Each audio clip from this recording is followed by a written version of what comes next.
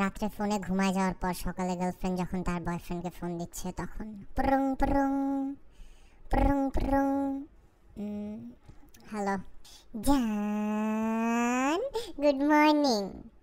ও তুমি কি খবর, উঠলা? কয়টা বাজে? দাঁড়াও, 11টা বাজে জান, উঠো, আর কত ঘুমাবা? উফ, মাথা ব্যথা করতেছে। আচ্ছা রাত্রে কখন ঘুমাইছি খেয়ালও তো নাই, কথা বলতে বলতে কি বলছি না বলছি মনে পড়তেছে না কিছু। জানো কি হইছে?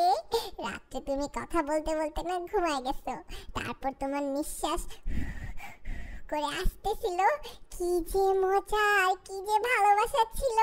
আমি ওইটা শুনতে শুনতে তারপর কানের উপর ফোন রেখে আমিও ঘুমায় গেছি। মানে ফোন কাটো নাই? না জান, একসাথে ঘুমাইছি ফোনে, সুইট না? কি বলো, ফোন কাটবা না? ধুর, ঘুমাই গেছি, তুমি ফোন কাটবা না? জানো না পকেটে টাকা নেই, ভার্সিটি বন্ধ, 70 টাকা ছিল মোবাইলে, ওইটাও খাই দিলা। এটা কোনো কাজ করছো তুমি? দূর মিয়া, খবিসের মতন রাত্রে গড় গড় করে নাক ডাকছো, পুরা রাত সহ্য করছি, অন্য জিএফ থাকলে পরদিনই ব্রেকআপ করতো। দূর, ফালতু কথা বলবা না তো। তুমি এটা কোনো কাজ করলা? আর 70 টাকা, আমার 70 টাকা খায় নাক ডাকার শোনার কোনো মানে আছে? তার উপর যদি ভালোবাসতো, ওই নাক ডাকার আওয়াজটাও তোমার কাছে ভালোবাসার আওয়াজ মনে হইতো। রাখো এখন ফোন, মুখ হাত ধুয়ে আসি, মেজাজ খারাপ করে দিলা।